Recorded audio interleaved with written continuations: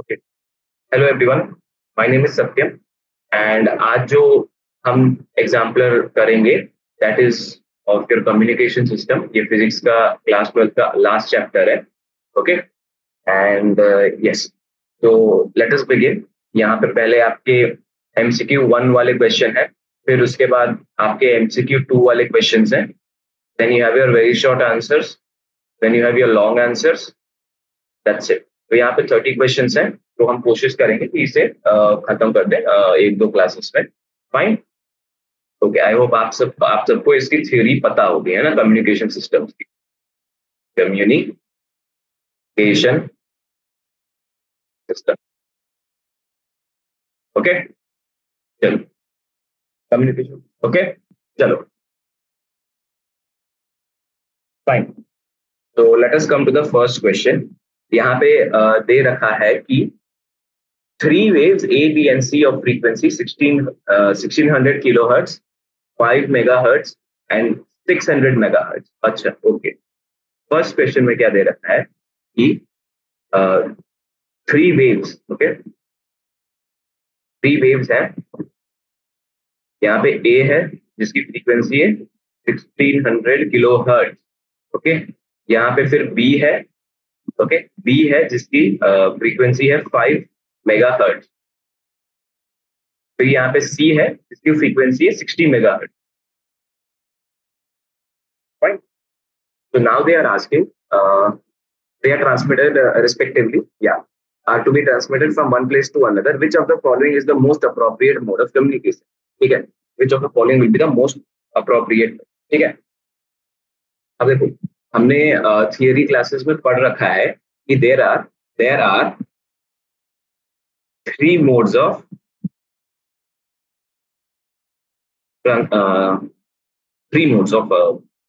Transfer of waves. ठीक है, तो इसमें पहला है हमारा ग्राउंड, है ना, ground wave propagation. This is our ground wave propagation, okay. फिर हमारा दूसरा होता है स्काई वेव प्रोपोगेशन एंड तीसरा होता है हमारा स्पेस वेव प्रोपोगेशन, ओके। तो there are three modes of propagation या ट्रांसफर ऑफ वेव्स। ठीक है, पहला है हमारा ग्राउंड वेव प्रोपोगेशन, दूसरा है हमारा स्काई वेव प्रोपोगेशन और तीसरा है हमारा स्पेस वेव प्रोपोगेशन। तो इस क्वेश्चन में वो यही पूछ रहा है इन तीनों प्रोपोगेशन में कौन सा मैच कर रहा है, ए, बी और सी। ठीक है, तो हमें क्या करना है इस क्वेश्चन में, we have to just memorise the ground, space and sky wave propagation के जो फ्रीक्वेंसीज है हमें वो याद रखना है। Fine, we have to remember them. ठीक है, तो इस क्वेश्चन में ज्यादा कुछ नहीं था, है ना। तो यहाँ पर नाउ इधर मैं नोट में ही लिख देता हूँ कि जो ground wave propagation GWP, okay, ground wave propagation होती है, उसकी जो फ्रीक्वेंसी होती है that is 500 kilohertz to 1710 kilohertz. ठीक है, 1710 किलो हर्ट्ज। ठीक है, ये हमारी ग्राउंड, ओके। फिर है हमारी स्काई। ठीक है, स्काई वेव प्रोपोगेशन जो होती है वो 2 मेगाहर्ट्ज से लेकर के 40 मेगाहर्ट्ज तक की उसकी फ्रीक्वेंसी होती है, megahertz, okay. And then we have space, we have space. तो स्पेस वेव प्रोपोगेशन क्या होती है, 54 मेगाहर्ट्ज। ठीक है, ये होती है 54 मेगाहर्ट्ज से लेकर के 42 गीगाहर्ट्ज। ठीक है, ये हमारी स्पेस वेव प्रोपोगेशन की फ्रीक्वेंसी है। This is our sky wave and this is our ground wave propagation. ठीक है, तो अकॉर्डिंग टू दीज ऑप्शंस जो हमारा वेव्स ट्रांसमिट करेंगे वो एंटीना से, बेसिकली यहाँ पे option B will be the right option की ए जो हमारा है, A will be transmitted via ground, A will be transmitted via ground. ठीक है, जो हमारा बी है, बी हमारा via sky, okay. And then C जो हमारा है दैट इज स्पेस। ठीक है, तो ground, sky, space, this is your option. ठीक है, तो option B will be your right right one. Okay fine. चलो ठीक है. तो अकॉर्डिंग टू दिस हमारा ऑप्शन बी जो है वो करेक्ट ऑप्शन है. ठीक है. This was your 51st question. Okay. Now let us go to the next question. अगला क्वेश्चन क्या कह रहा है देखो. अगला क्वेश्चन ये कह रहा है कि a 100-meter long antenna is mounted on a 500-meter tall building. ठीक है. 500-meter tall building कितना है? 100-meter long antenna. 100-meter antenna है. 500-meter tall building है. Okay. The complex can become a transmission tower for the waves with lambda. तो ये lambda पूछ रहा है. तो L है हमारा नॉर्मल जो लेंथ ऑफ द बिल्डिंग है वो 500 है. ठीक है. और एंटेना क्या है? और एंटेना की लेंथ कितनी है? 100 मीटर. ठीक है. एंटेना की लेंथ है 100 मीटर. फाइन. एंटेना की लेंथ है 100 metre. So we know that L is equal to lambda by 4. ठीक है. ये जो होता है ये होता है लैम्डा बाई 4. ठीक है. तो नहीं, तो लाइन ऑफ साइट, सॉरी, ये that was line of site. ठीक है. तो ये लैम्डा बाय 4 है. तो यहां से lambda is equal to 4 into L. ठीक है. जो कि लैम्डा की वैल्यू होगी 4 इंटू 100 है ना. एग्जैक्टली तो नहीं होगी, अप्रोक्सीमेटेड ही होगी. तो lambda is approximated to 400 metre. 400 metre या तो दिस 400 मीटर लैम्डा की वैल्यू. ओके. जो कि आपका ऑप्शन ए है. Fine. Now let us go to the 15.3.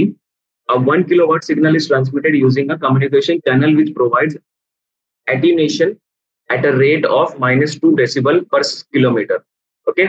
If the communication channel has a total length of 5 kilometer, the power of the signal received is this. Okay. What is the power of the signal? ठीक है. तो यहाँ पे दे रखा है कि gain in decibel is basically 10 log P naught upon PI. That's it. Okay. तो यहां पर first thing is power of the signal transmitted. Okay. Power of the signal transmitted. What is the power of the signal transmitted? Okay. Power of the signal transmitted is PI. This is 1 kilowatt जो दे रखा है, that is 1000 watts. Okay. अब rate of attenuation क्या है? -2. Rate of attenuation क्या था तुम्हारा? -2 decibel. -2 decibel पर किलोमीटर. ठीक है. -2. Okay. Length of the total path will be 5 kilometre. Okay. Now rate of attenuation तो इतना है. लेंथ पर टोटल पाथ कितना है? 5 किलोमीटर. तो लॉस कितना हुआ? Loss is 5 into -2. That is -10 decibels. Okay. -10 decibels का लॉस हुआ है. Fine. Now this is our loss. Also gain क्या होता है? Gain in decibel. Gain in decibel is equals to 10 log P naught upon PI. Right. P naught upon PI. और यहां पे जो P naught है, this is the signal received.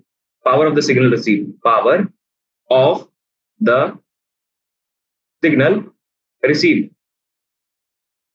तो power of the signal received. Fine. तो -10 is equals to 10 log P naught upon PI. Fine. ये inverse है. तो 10 -10 is equal to 10 log PI upon P naught. Okay. तो यहां से PI upon P naught की value होती है 10, which is 1000 what is equal to 10 into P naught. ठीक है. ये 0 से ये 0 गया. तो P naught की वैल्यू होगी 100 वॉट. ठीक है. P naught की वैल्यू है 100 watt, which is your option B. Okay. Fine. Which is your option B. Okay. Great. चलिए अब आगे बढ़ते हैं फोर्थ क्वेश्चन पे। फोर्थ क्वेश्चन इज सिंपल, है ना। A speed signal of 3 kilohertz is used to modulate a carrier signal of frequency 1 megahertz using the amplitude modulation. The frequency of the side bands will be, ठीक है, frequency of the side bands ये आप कर लेना। Basically frequency of the side bands क्या होती है, fc plus minus fm, right? So uh, frequency of side band, frequency of side band हमारी होती है F C plus minus F M, ठीक है, F C plus minus F M, ठीक है। चलो गुड, अब आगे बढ़ते हैं। Again fifth question, simple question. A message signal of frequency W M omega M is superposed is superposed on a carrier wave of frequency omega c to get an amplitude modulation wave, that is am wave. The frequency of am will be omega of c, the direct relation, okay, fine। तो ये आपका fourth question और ये आपका fifth question हो done. Let us move forward. अब यहाँ पे आपको आईवी कैरेक्टरिस्टिक्स दे रखा है ऑफ 4 डिवाइसेस एज शो, ठीक है। Identify which can be used for modulation, ठीक है। तो which can be used for modulation, यहाँ पे we have to check the squares law, okay, we have to check the squares law. Squares law से हमें ये पता चलेगा कि यहाँ पे डिवाइसेस होंगे 2 and 4, ओके, 2 and 4, ओके। एक तो ये और दूसरा ये एक बार देख लेना स्क्वायर्स लॉ से आप, है ना। This question is also simple, fine. Let us go to 15.7, okay. 15.7 में क्या है, a male voice after modulation transmission sounds like that of a female to the receiver. What is the problem here? Problem यहाँ पे हो सकती है poor bandwidth selection of amplifier, right. Modulation index का तो कुछ वो नहीं है ना, और कैरियर फ्रीक्वेंसी भी कुछ मायने रखती नहीं है, लॉस ऑफ एनर्जी भी मायने नहीं रखती है ना। तो यहाँ पे poor bandwidth selection of amplifiers होता है, ठीक है। तो this is V of 15.7, fine. Now let's come to 15.8, आपका 8th क्वेश्चन, फाइन। देखो, a basic communication system consist of, ठीक है। तो यहाँ पे बेसिकली आपको आई थिंक यहाँ पे या ऑर्डर बताना है, correct sequence in which these arranged in a basic communication. तो communication system is like something like this, ठीक है। आप यहाँ पे देखो, सबसे पहले होता है इंफॉर्मेशन सोर्स, इंफॉर्मेशन सोर्स, ठीक है। इंफॉर्मेशन सोर्स होता है, ठीक है। इंफॉर्मेशन सोर्स से इंफॉर्मेशन ये ले जाता है मैसेज सिग्नल, मैसेज सिग्नल ये इंफॉर्मेशन ले जाता है और ये जाता है ट्रांसमीटर के पास, ठीक है। ये ट्रांसमीटर के पास जाता है। नाउ फ्रॉम दिस ट्रांसमीटर आगे हमारा मैसेज ट्रांसमीटर सिग्नल से जाता है चैनल पे, ट्रांसमीटर सिग्नल ये हमारे पास जाता है चैनल पे, ठीक। यहाँ पे बीच में थोड़ी सी नॉइस आती है, ओके, नॉइस सिग्नल्स भी होते हैं ना, we consider we eliminate even noise, लेकिन वो डायग्राम में ऐसा आता है, ओके। फिर क्या होता है, यहां से रिसीव्ड सिग्नल कहाँ जाएगा, रिसीवर के पास, रिसीवर के पास जाएगा, ओके, रिसीवर के पास जाएगा। और फिर यहां से मैसेज सिग्नल हमारा यूजर इंफॉर्मेशन दे देगा, ठीक है।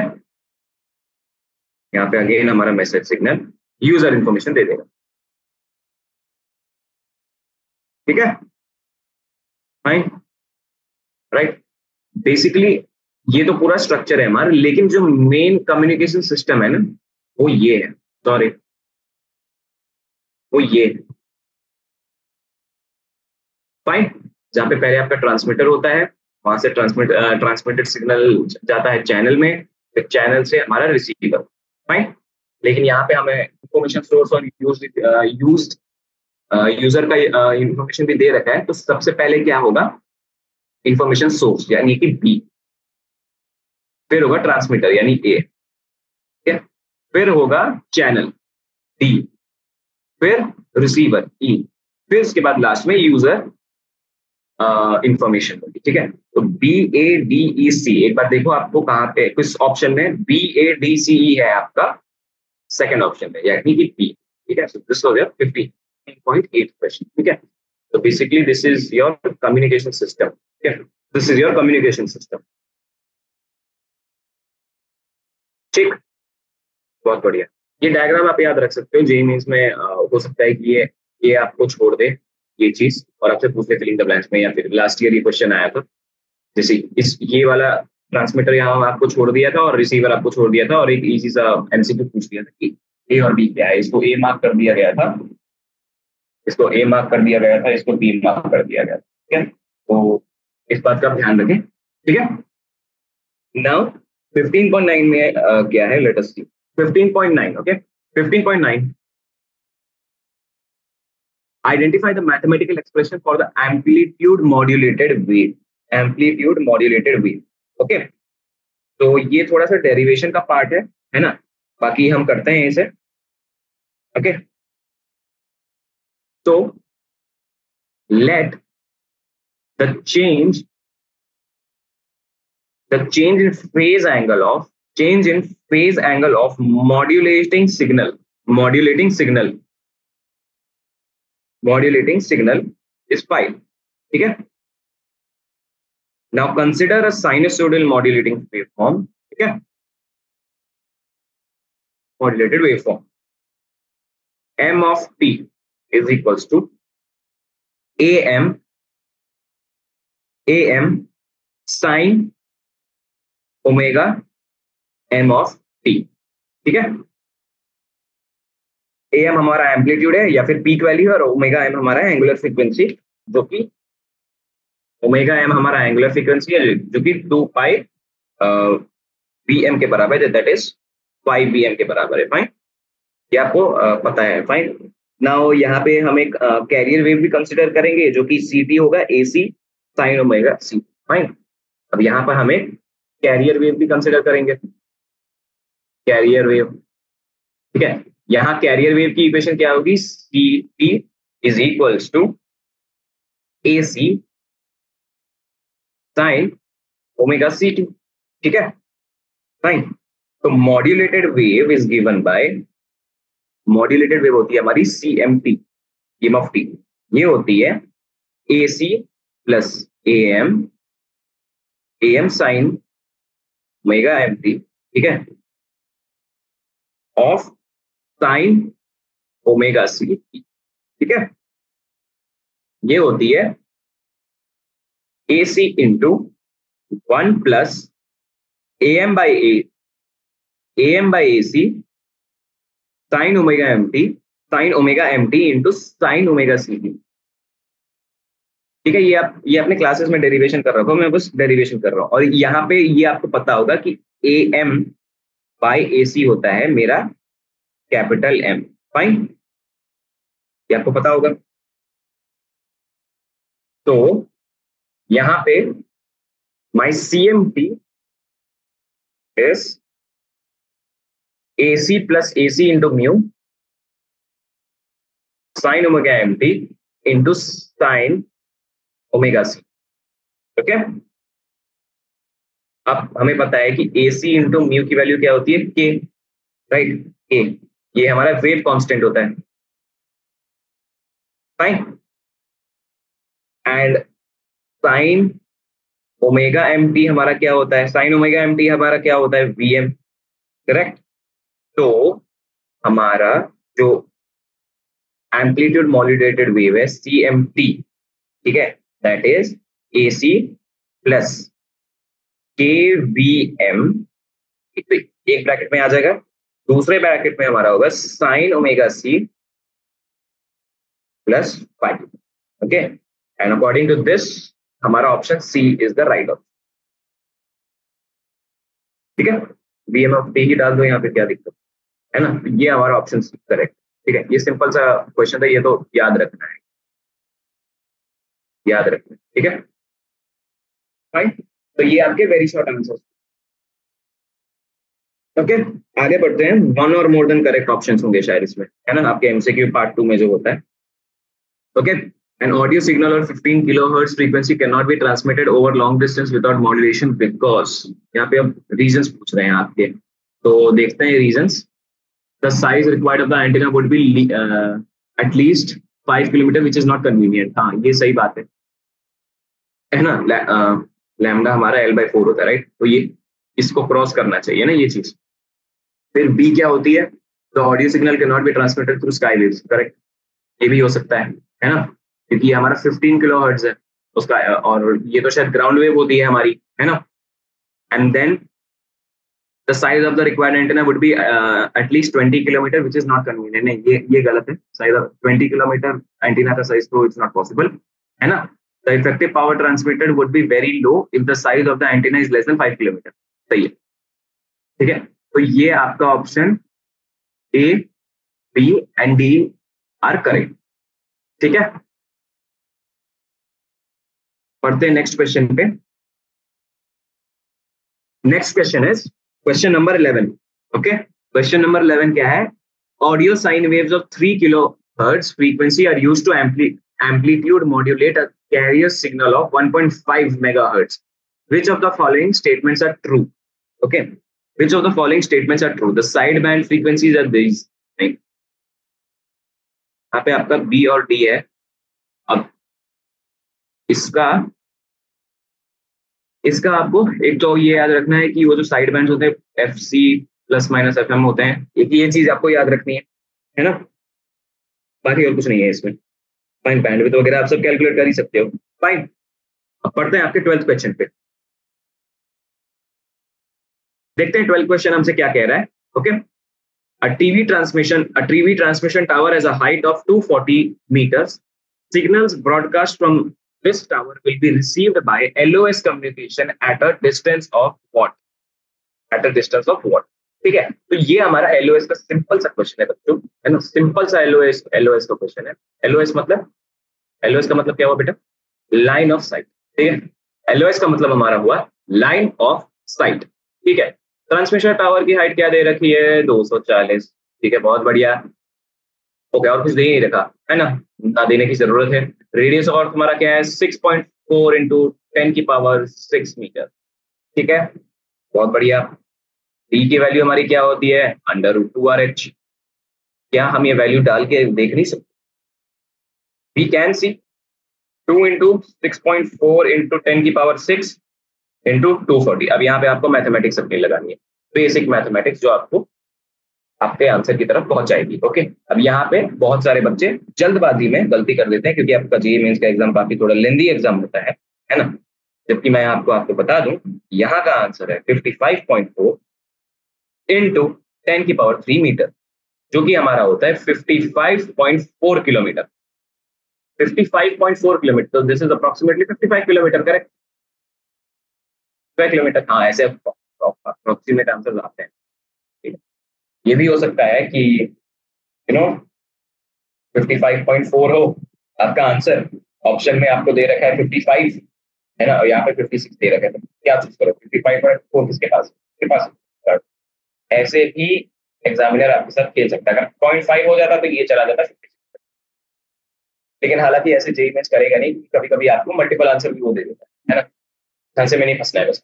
Okay, the frequency responses following. अब देखो बच्चा, ये बहुत आसान है ना। यहाँ पे आई फील दैट यहाँ पे हमारा A, B और C ऑप्शन, ठीक है, ये आप कर लो, है ना। मैं आपको होमवर्क दे रहा हूँ, थोड़ा सा ग्राफ क्वेश्चन, है ना, ये आपका होमवर्क है ना।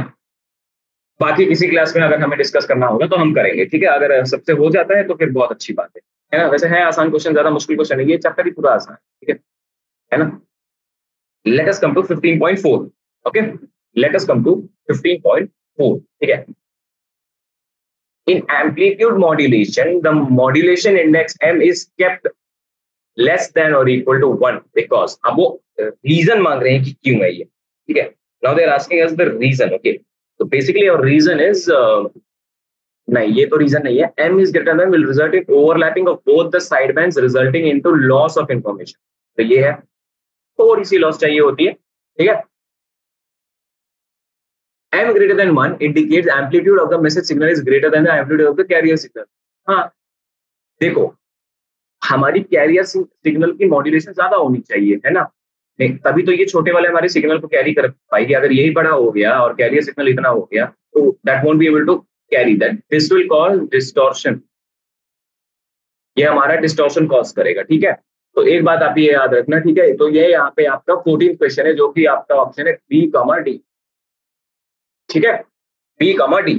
ओके, तो बच्चों ये हमारे एमसीक्यू 1 और एमसीक्यू 2 क्वेश्चन खत्म हो चुके हैं। ठीक है, अभी 2 मिनट में हम आगे का स्टार्ट करते हैं। ओके, चलो let's come to very short answer type question. अब देखते हैं वेरी शॉर्ट आंसर क्वेश्चंस में हमें क्या दे रखा है। Fine, very short answers question. Again ये आपकी इजी क्वेश्चंस ही होंगे बच्चों, ज्यादा परेशान होने की जरूरत नहीं है ना? जबकि इस चैप्टर पे आपको थोड़ा सा ज्यादा ध्यान देने की जरूरत है, इसलिए क्योंकि ये इजी चैप्टर है। ठीक है, okay. Which of the following produce, okay, which of the following will produce analog signals and which would produce digital signals? ठीक है, तो अब ये बहुत आसान क्वेश्चन है बेटा, नहीं बहुत आसान क्वेश्चन है ये। बेसिकली आपका साउंड वेव्स आपका चैप्टर था, और जो नॉर्मल साउंड वेव्स था, अगर उससे भी आप करो तो ये सवाल हो जाना चाहिए मेरे ख्याल से, है ना? तो एक बार जरा देखते हैं 15th question. Red pen use कर रहा हूँ, I hope it is clear to every one of you right there. ठीक है, तो यहाँ पे जो मेरा ऑप्शन 1 और 2 है, ऑप्शन मेरा 1 और जो 2 है, these are your analogue signal. I hope everyone is clear with this, है ना? एनालॉग सिग्नल्स, ये आपका वाइब्रेटिंग एट ट्यूनिंग फोर्क, हाँ बिल्कुल ये हमारा एनालॉग सिग्नल ही है।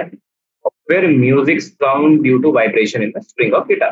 ठीक है, अकूस्टिक तो एनालॉग भी होता है ना? फिर हमारा जो 3 और 4 है, ठीक है, 3 क्या है? लाइट पल्स, है ना? 4 क्या है? Output of a night gate. ये हमारे डिजिटल सिग्नल होते हैं। ठीक है, ये हमारे एनालॉग सिग्नल होते हैं, ये हमारे डिजिटल सिग्नल होते हैं। Okay, I hope this is clear. 3.15 is done. Okay, now again ये आपका बेटा बहुत ही थियोरेटिकल क्वेश्चन है। ठीक है, बहुत ही ज्यादा थियोरेटिकल क्वेश्चन है ना? Why would the sky wave be suitable for TV signals of 60 megahertz frequency? TV signals sky waves क्यों होंगे? ठीक है, सिग्नल इज यहाँ पे 60 megahertz. Why would the sky, यहाँ पे बेटा सुटेबल नहीं होंगे, ये एक्चुअली क्वेश्चन गलत दे रखा है। अच्छा, would the sky not why would। Okay, तो देखो जो 16 क्वेश्चन है ना, देखो अब हमारी, मैंने आपको फर्स्ट क्वेश्चन में कहा था स्काई वेव प्रोपोगेशन, जो हमारी स्काई वेव प्रोपोगेशन है उसकी फ्रीक्वेंसी क्या होती है? उसकी फ्रीक्वेंसी जो होती है वो होती है 1710 किलोहर्ट्ज से लेकर के, है ना, वो होती है 1710 किलोहर्ट्ज से लेकर के 40 मेगाहर्ट्ज। ठीक है, अब देखो यहाँ पे हमें दे रखा है 60 मेगाहर्ट्ज, तो ये तो पॉसिबल नहीं है, इसको स्पेस पे ही जाना पड़ेगा, नहीं तो ये क्रिटिकल फ्रीक्वेंसी नामक एक चीज होती है, क्रिटिकल फ्रीक्वेंसी होती है, उसी को पार करना होता है ना? उससे अगर ऊपर चली गई तो फिर वो नहीं जा सकती है वो वेव, है ना? तो ये 40, अगर ये 39 40 होती तो ये चली जाती, लेकिन ये नहीं है और तो नहीं जा सकता, है ना? स्काई वेव प्रोपोगेशन नहीं है, और वो हम नॉर्मल भी देखते हैं टीवी, जो हमारे टीवी सिग्नल होते हैं बाकी सब होते हैं, वो बेसिकली क्या होते हैं? ये हमारी अर्थ है, ये हमारी अर्थ है ना? और यहाँ से है हमारा सैटेलाइट से हमारे सारे सिग्नल्स जो ट्रांसमिशन हो रहे हैं वो सारे सैटेलाइट से हो रहे हैं, है ना? अब क्लियर? ओके, 16 क्वेश्चन भी आपका सही है ना? फाइन, ओके, चलो पढ़ते हैं अगले क्वेश्चन की तरफ, जो कि हमारा है 15.7। ठीक है, 17, सॉरी, आई एम सॉरी बच्चों, 17 क्वेश्चन में क्या दे रखा है? Two waves A and B of frequency 2 megahertz and 3 megahertz respectively are beamed in the same direction for communication via sky wave. Okay, which of these is likely to travel longer distance in the ionosphere before suffering total internal reflection? Critical frequency की मैंने बात करी थी, तो वो total internal reflection. इस question में आप एक बार सोचना, है ना? ये काफी, ये कंसेप्चुअल क्वेश्चन है, थोड़ा सा आप दिमाग लगाओ, मैं आपको ये होमवर्क दे रहा हूँ, एक हिंट मैं आपको ये दे रहा कि रिफ्रैक्टिव इंडेक्स, यहाँ पे रिफ्रैक्टिव इंडेक्स का कुछ रोल होगा। Refractive index P of a layer क्या होती है? इज क्या होती है? वो होती है mu equal to mu naught into 1 minus 81.45 newton upon V square. ये चीज जरा आप लगाना, है ना। अगर ये चीज थोड़ा सा कंसेप्ट इसी से है, कंसेप्ट इसी फॉर्मूले से है, अगर इस फॉर्मूले से आप अगर बता पा रहे हो वो कंसेप्ट, तो आपको क्वेश्चन डन। ठीक है, ये बस आपको फॉर्मूला पता होना चाहिए, तो मैंने यह बस लिख दिया, कभी कभी आपसे पूछ लिया करेगा। मैं एक बात बताता हूँ, प्रीवियस ईयर क्वेश्चन में ना क्या क्वेश्चन दे रखा था, मैं बताता हूँ कम्युनिकेशन सिस्टम पे। प्रीवियस ईयर क्वेश्चन दे रखा था कि find the value of P, है ना।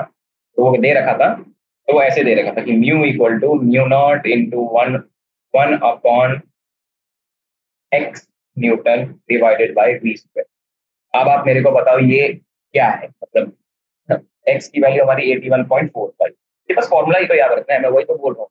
फिजिक्स में आपको ऊपर ऊपर क्या, अगर फॉर्मूले भी सारे सारे आप याद कर लो, थोड़े से कंसेप्ट अगर याद हो तो काफी अच्छा, मतलब 70 से ऊपर तो आप स्कोर कर ही सकते हैं इसमें आराम से। ठीक है, anyways let us not deviate from our path. मैं आपको होमवर्क दे रहा हूँ 17%। ठीक है, okay okay fine, let us go to next 18th question. 18th question में क्या है? Okay, so a maximum amplitude AM wave is found to be 15 volt while its minimum amplitude is found to be 3 volt. What is the modulation index? अब देखो बेटा, ये modulation index का question है, तो अब हमें पता है कि ए मैक्स की जो वैल्यू होती है, ठीक है, let us come back to the basics, that is white, है ना। ए मैक्स की जो हमारी वैल्यू होती है वो ये ए सी प्लस ए एम, ये सही बात है, ए सी प्लस ए एम, ठीक है, जिसकी वैल्यू होती है 15 वोल्ट। ए मीन की वैल्यू क्या होती है? ए मीन की वैल्यू होती है ए सी माइनस ए एम, जिसकी वैल्यू है 3 वोल्ट। ठीक है, I hope this is clear. Where AC and AM be the amplitudes of the carrier wave and modulating wave respectively. ठीक है, तो 2AC is equals to 18, fine. AC की value क्या होगी? 9। ठीक है, तो AM की वैल्यू क्या होगी?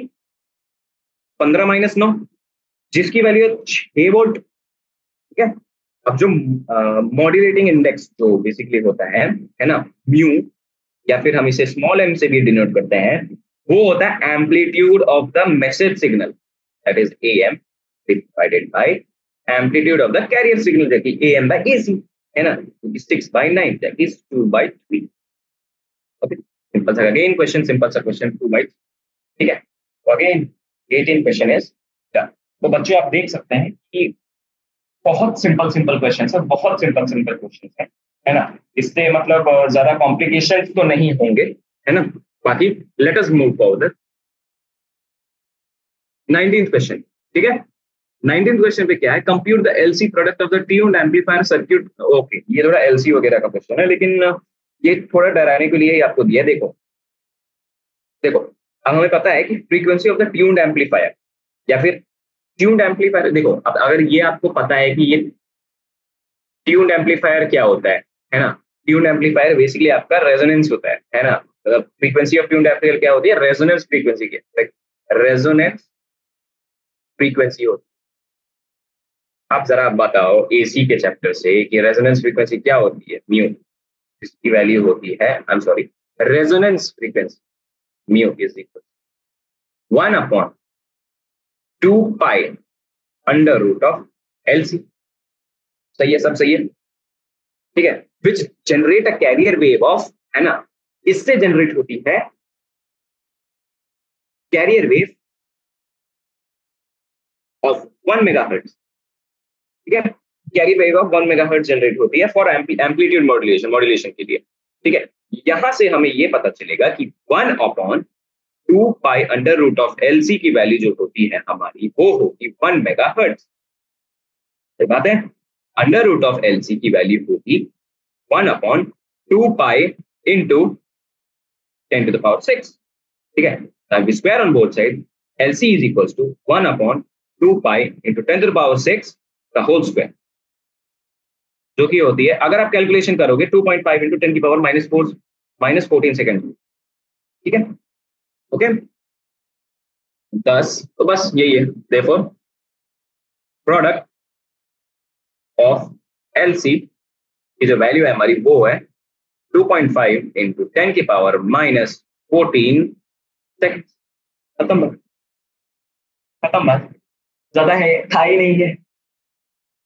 ठीक है, चलो 16 क्वेश्चन आपका हो गया, सॉरी 19. ठीक है, बहुत बढ़िया है ना, बहुत बढ़िया. अच्छा, आप 20th क्वेश्चन पे चलते. अगेन ये आपका थियरी क्वेश्चन है, मैं थियरी क्वेश्चंस नहीं कराता हूं, है ना, या देख लेना.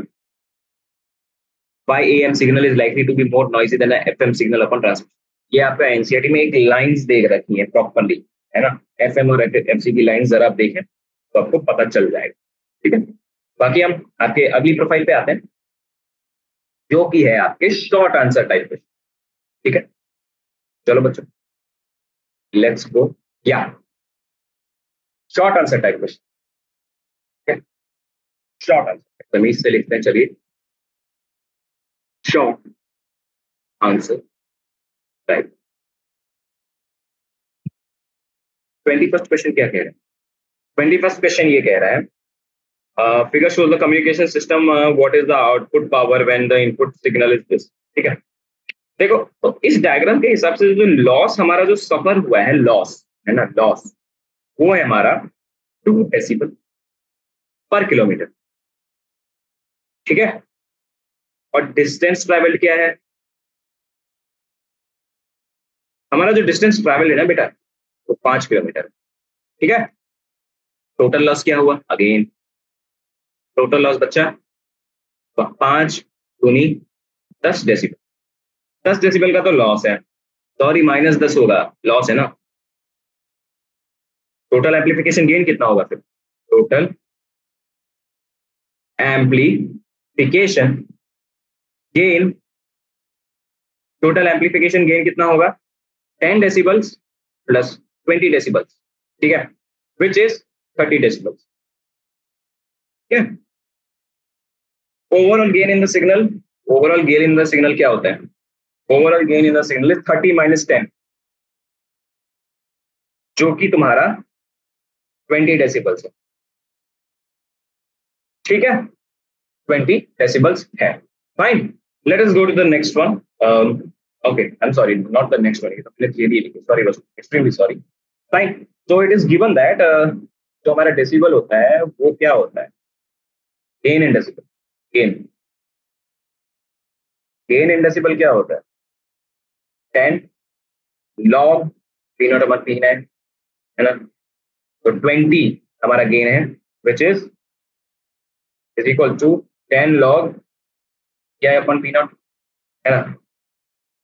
तो P I upon P not क्या क्या हुआ, 10 का स्क्वायर. सही बात है. ये है राइट. तो P I P not equal to P I into 100, है ना. तो पी नॉट की वैल्यू अगेन मैं डायरेक्टली लिख रहा हूँ, पी नॉट की वैल्यू होगी 101 मेगावाट. ठीक है, मिली वॉट, स्मॉल है मैंने मिली वॉट, 101 मिली वॉट. आसान क्वेश्चन, लेट्स गो. अब देखो बच्चों, ये 22nd क्वेश्चन ना आपका ट्रांसमिशन टावर एंटेना का क्वेश्चन है ना, जो आपका dt इक्वल टू 2RH है ना.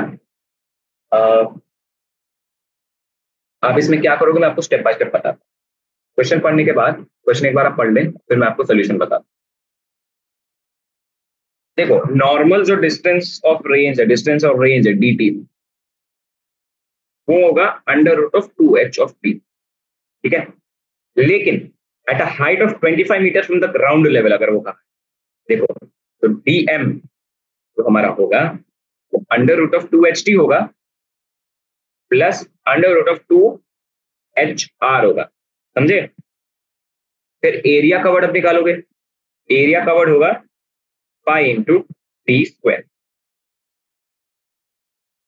तो परसेंटेज इन इंक्रीज क्या होगा? Difference in area, increase in increase क्या होगा? Difference in area divided by initial 200। तो मैंने चारों स्टेप्स के आपके फॉर्मूले बताया रखे, ठीक है, चारों स्टेप्स। इन्हीं चारों स्टेप से आपका क्वेश्चन नंबर 22 हो जाएगा, ठीक है, क्योंकि हमने एक प्रोफाइल में एक क्वेश्चन हमने ऐसा कर रखा है, तो not going to repeat this, okay, not going to repeat this as we have done the question, fine. ज्यादा से ज्यादा जी मेंस ना इसमें यही कैटेगरी है, वो खींच खींच के यहाँ तक जाएंगे, यहाँ तक जाएंगे। थोड़ा सा अगर परेशान करना होगा यानी डराना होगा तो ये पूछ लें, तब ये डराने वाली कोई चीज है नहीं, ठीक है, ओके। चलो बढ़ते हैं आगे। अगेन dt की वैल्यू होती है अंडर रूट ऑफ 2 RHT, जो कि बहुत ही सिंपल चीज है ना। मुझे इसमें ज्यादा वो टाइम वो नहीं करना है, लेकिन फिर भी एक क्वेश्चन तो बनता है। Whole earth is to be connection, अच्छा होल अर्थ, ठीक है, होल अर्थ कनेक्टेड है, ठीक है। The minimum number of antennas required and calculate the towers blah blah, ठीक है। वो कह रहा है कि पूरा अर्थ जो हमारा है वो कनेक्टेड है, ठीक है। मैं बस डायग्राम बना के आपके लिए छोड़ दूंगा, ठीक है। Let's go like this. बेटा मान लेना ये छू के जा रहा है, मेरी ड्राइंग बहुत खराब है, ठीक है। तो ये आपका ए पॉइंट है, ये आपका बी है, ये है H T, main H T है, ये आपका डी पॉइंट है। अर्थ का सेंटर हमारा ओ है, ओके। रेडियस क्या है बेटा? आर है। देख लो, अब मुझे नहीं लगता मुझे ज्यादा बताने की जरूरत है, ये आपका डीएम है, ठीक है, ओके। डीएम क्या होगा हमारा? डीएम ही तो पूछ रहा है। अब अगर आपको सिंपल सी ज्योमेट्री आती है तो आप कहोगे 2HER plus under root of 2HR, that is 2 into under root of HP/R। अब ये क्वेश्चन आप कर लो, ठीक है, सिंपल सा क्वेश्चन है, मैं इसमें ज्यादा वो नहीं करने वाला मैनिपुलेशन, ठीक है। तो रेडियस की वैल्यू आ जाएगी एच ऑफ, आप देख लेना, as a space wave frequency. So तो now since it's space wave frequency, हमारी लैम्डा जो होगा वो बहुत कम होगा एच ऑफ टी से, ये आपको बाद में पता चलेगा, ये आपको बाद में पता चलेगा जब कुछ, ठीक है। चलो क्वेश्चन नंबर 23 हो गया, फाइन। बढ़ते हैं आगे वाले क्वेश्चन पर। काफी बड़ा क्वेश्चन। एफ मैक्स हमें दे रखा है 9 इंटू एन मैक्स का square, where N max the minimum electron density earth the layer. देखो ये क्वेश्चन भी आता है, अगर आपको याद हो, छोटे से आपके क्लास वर्क में कहीं ना कहीं होगा, अगर आपने पढ़ रखा है ये चैप्टर अच्छे से। तो एफ मैक्स होता है 9 इंटू एन मैक्स पावर 1/2, ठीक है, फॉर लेयर F1। तो यहाँ पे देखो फॉर लेयर F1 हमारा क्या होगा बेटा? एफ मैक्स की वैल्यू होगी 5 megahertz, simple 5 megahertz. This implies N max value होगी 5/9 इंटू 10⁶ का स्क्वायर, इसकी वैल्यू होगी 3.086 इंटू 10⁻11 पर मीटर, ठीक है। फिर F2 का निकालना, और F1 F2 का ही तो पूछ रहे हैं, तो मैंने निकाल दिया, F2 का आप निकाल देना, ठीक है। ऐसे ही बड़ा से कुछ नहीं, डराने के लिए है ना, वेरी इजी। ये बस आपको याद रखनी है, इसकी एक थियरी होगी क्लास में, थियरी है आई थिंक लास्ट 2 पेजेस में होगी आपकी क्लास बुक की और एनसीईआरटी की, ठीक है। 25th question, again it's a theory question, again it's a homework, homework कर लेना बच्चों, है ना। 20 क्योंकि ज्यादा कुछ है नहीं इसमें, है ना, 20 क्वेश्चन में, fine, okay. Let's come to 26th question. 26th question में क्वेश्चन अगर आप पढ़ें तो ये हमें दे रखा है कि communication channel is given by I equal to I0 e की पावर -ax। आपको इंटेंसिटी वगैरह आपको निकालनी पड़ेगी, तो अपने मॉडल में है ना, मॉडर्न फिजिक्स वाली ही है, इंटेंसिटी वगैरह आपको लगानी है, ठीक है। तो अगर मैं आपको ऑप्शन आंसर बता दूं, अच्छा तो ये just to show that, okay, just to show, fine. Note करें बच्चों, ये इसको शो करना है, ठीक है। ये और ये वाला क्वेश्चन को आपको सॉल्व करना है। इस क्वेश्चन का आंसर मैं अगर आपको दे दूं तो आपकी मदद हो जाएगी। इस क्वेश्चन का अल्फा बेसिकली आपको निकालना है, जिसकी वैल्यू है 0.0602 डेसिबल पर किलो, डेसिबल पर किलो। ठीक है, ये आपको प्रूव करना है, ये आपको निकालना है। ठीक है, 26 आप कर लोगे। ओके, मैं ये मान रहा हूँ कि आप 26 कर लोगे। बाकी 27 पे कल चलते हैं कि मुझे ये क्वेश्चन अच्छा लगता है। ठीक है, 27 क्वेश्चन। 27 में क्या है देखो, ये है, ये है, ये थोड़ा सा डायग्राम टेढ़ा बन गया है ना। This is my A, this is my B, है ना। अगेन डी डी है, ठीक है, 2D है, ठीक है। ये एच एस है, ये एक्स है, ये भी एक्स है, ठीक है। एक्स एक्स ही मान लो, ठीक है। ओके, क्वेश्चन पढ़ लेना। इसका डायग्राम ऐसे बनेगा। तो यहाँ पे हमें दे रखा है कि वेलोसिटी ऑफ वेव्स जो होगा, वेलोसिटी ऑफ वेव्स होगा वो 3 × 10⁸ मीटर पर सेकंड होगा, ठीक है, जो कि स्पीड ऑफ लाइट है। Time to reach the receive this, time क्या होगा रिसीव का, वो होगा 4.04 मिली सेकेंड, जिसकी वैल्यू होती है 4.04 × 10⁻³ सेकेंड। सब एक कन्वेंशन में लाया जा रहा है। Okay, height of the satellite होती है, हाइट ऑफ द सैटेलाइट हमें आ रही है यहाँ पे हो रही है, हम लेट कर रहे हैं कि वो 600 kilometre height from the satellite.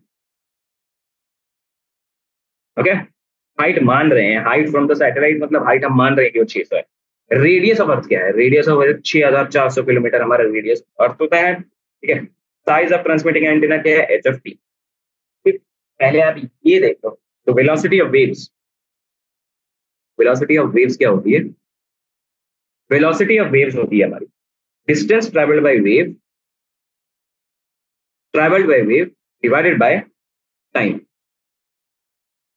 Okay, 2x divided by 4.04 to 10⁻³ is equals to 3 × 10⁸ okay, x की वैल्यू यहां से क्या आएगी, x की वैल्यू मुझे दिख रही है 3 × 10⁸ into 4.04 into 10⁻³ divided by 2. I hope this is clear. So this is 6.06. If you calculate, this will come as 6.06 into 10⁵, which is 606 kilometre. क्या, 606 kilometre.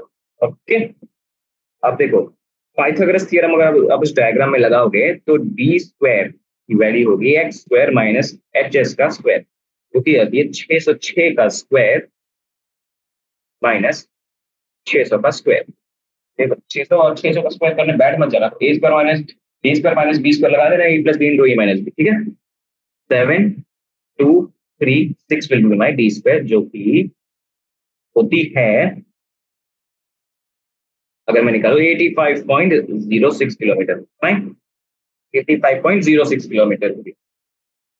Okay, so now the distance between the source and the receiver इसने दे रखा है कि 2D है, which means वो होगी 2 × 85.06, जिसकी value होती है 170 किलोमीटर, ठीक है। 170 किलोमीटर में नियर अप्रोक्सीमेट कर रहा हूँ, ठीक है। अब वो कह रहा है मैक्सिमम डिस्टेंस LOS, ठीक है, तो मैक्सिमम डिस्टेंस होता है D is equals to 2RHT का अंडर रूट, ठीक है। And size of the antenna, size of the antenna is D square by 2R, that is HT, है ना।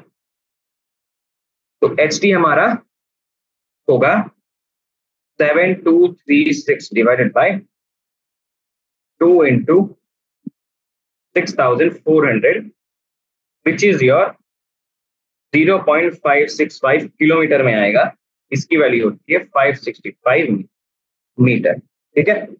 इस क्वेश्चन का आंसर आपका 565 मीटर आएगा।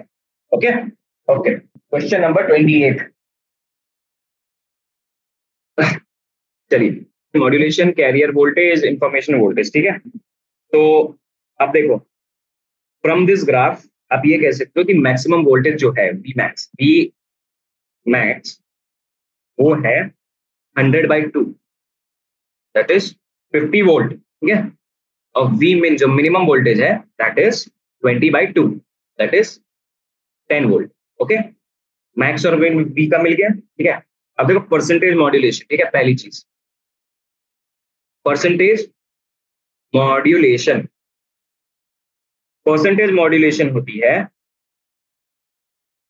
Mu that is V max minus V min divided by V max plus V min into 100। अब आप ये कर लेना, ठीक है, कैलकुलेशन आप कर लेना, मैं आपको फॉर्मूले बता रहा हूँ, वी मैक्स और वी मिन मैंने आपको निकाल के दे दिया। ओके फाइन, देखो पीक कैरियर वोल्टेज, बेटा पीक कैरियर वोल्टेज क्या होता है? पीक कैरियर वोल्टेज होता है वीसी, जो कि होता है we max plus V min divided bye 2, ठीक है। फिर आपका आता है peak value of information voltage, peak value of information voltage, ये तो पूछ रहा है। ये होता है वीएम, जो की वैल्यू होती है म्यू इंटू वी, ठीक है। अब म्यू निकाल दोगे, वीसी निकाल दोगे, फिर वीएम निकाल देना, म्यू इंटू वीसी, खत्म।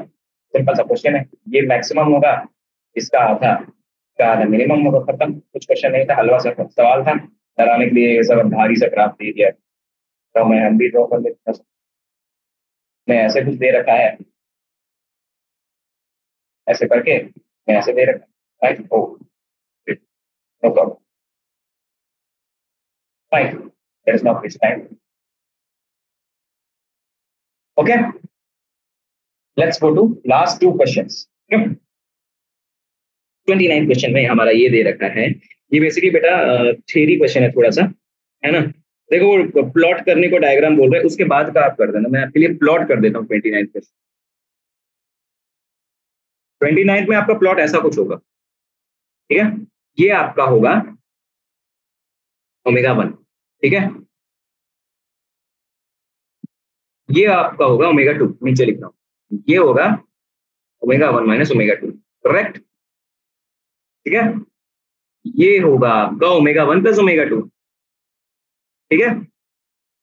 ω1 माइनस, ये होगा ω c माइनस ω_m, ये फिर होगा ω c प्लस ω_m यहाँ पे, ठीक है। ये रफ डायग्राम मैंने ड्रॉ कर रखा है, बाकी आप देख लेना अपने हिसाब से। ओके, बढ़ते हैं 30th क्वेश्चन पे आराम से। Okay, so audio signal is modulated by a carrier wave of 20 megahertz such that the bandwidth required to the modulation is 3 kilohertz. Could this wave be demodulated by a diode? तो according to the problem हमें क्या दे रखा है कि carrier frequency है हमारी 20 megahertz,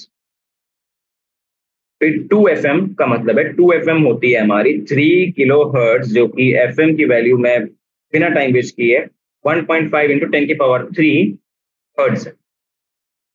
okay,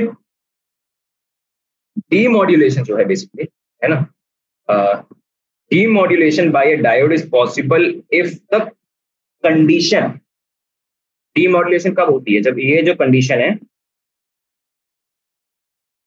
ये कंडीशन है सेटिस्फाई होगी, है ना। एंड 1/FM की वैल्यू क्या है? 1/1.5 इंटू 10⁻³ सही बात है, सही बात है, जो कि 0.7 इंटू 10⁻³ सेकेंड, ठीक है। अब यहां से आप आरसी निकाल देना, क्वेश्चन में जो पूछ रखा है, फिर बाकी के आरसी सब निकाल देना, ठीक है। ओके, वो क्वेश्चन 29, तो this is your chapter and over here, है ना। क्योंकि देखो अब तक मैंने एक क्लास में इसलिए इसको कराया क्योंकि ये सही में काफी छोटा चैप्टर है ना, और इसमें ज्यादा परेशानी वाली कोई बातें होती नहीं है, ठीक है। बाकी ये जो चैप्टर है आपका जेईई एडवांस में भी पूछ लेंगे, हो सकता है ना, क्योंकि सिलेबस तो आपका सब कुछ ही है ना। बाकी I will just tell you some important things over here, है ना। यहाँ पे आप प्रैक्टिस मटेरियल, जो प्रैक्टिस मटेरियल है बेटा, सबसे पहले आप अपना सीबीएसई पढ़ोगे, है ना। पहले आप फर्स्ट स्टेप है सीबीएसई, सीबीएसई के बाद आप जाओगे एग्जाम्पलर, जो कि हमने कर दिया है। एग्जाम्पलर के बाद आप चले जाना, अब सिंस ये आपके बोर्ड्स में सवाल आता है, बोर्ड्स में आपको करना है प्रीवियस 12th बोर्ड क्वेश्चन। ज्यादा नहीं, 2 दिन चल के करना, ज्यादा नहीं, परेशान नहीं होना है। अगर आप खाली सीबीएसई बोर्ड कोई करता नहीं है, जेई मेंस से बात आती है, फिर हम करेंगे जेई मेंस। अब बेटा ये जेई मेंस का क्वेश्चन है 2019 से लगाना, क्योंकि तब से एनटीए पेपर बना है, 2019 से लेकर के 2024। जेई मेंस के बाद हमारा आएगा जेई एडवांस। जेई एडवांस में ऐसे कोई क्वेश्चन आया नहीं है, लेकिन हो सकता है कि एक दो आपको दिख जाए पहले जो पूछते हैं, पहले पहले इन द सेंस 80 और 90 के दशक, ठीक है, 80s 90s में। लेकिन ये आपका इंपॉर्टेंट है, ये चैप्टर सारी की सारी वैरायटी कवर होगी, मुझे पता है, क्योंकि इस चैप्टर से ऐसा और कोई सवाल बनाया ही नहीं जा सकता। थोड़ी सी लैंग्वेज बदल देंगे, लेकिन कंसेप्ट वही रहेगा, ठीक है। Please please follow this work flow, है ना। ये वर्क फ्लो आपकी बहुत मदद करेगा, कोई भी चैप्टर हो, कोई भी सब्जेक्ट, ठीक है। प्रोसेस हमेशा यही रहेगा। अगर आपको जी एडवांस के बाद भी जाना है, तो यहाँ पे ये 6 मैं इस पे स्टार इसलिए कर रहा हूँ क्योंकि ये ऑप्शन ही ना, ये ओलंपियाड ओलंपियाड क्वेश्चन लगाना। अगर इन सब चीजों के बाद भी आपके पास टाइम हो तो ही लगाना, नहीं तो मत लगाना, ठीक है। नहीं तो बिल्कुल मन लगाने की जरूरत नहीं है, बिल्कुल लगाने की जरूरत, ठीक है। चलो ठीक है बच्चों, with this I would conclude this class, है ना। अपनी हेल्थ का ध्यान रखें, और सबसे पहले अपनी हेल्थ का ही ध्यान रखें, है ना। एंड देन पढ़ाई पे आप फोकस करें, ठीक है। आपके एग्जाम्स आ रहे हैं, है ना, आपके बोर्ड्स भी हैं, and you have your another JEE, then you have your JEE advance. All the very best for your preparation. मैं आपसे नेक्स्ट चैप्टर में मिलूंगा, okay. Thank you, thank you, okay, and take care, okay.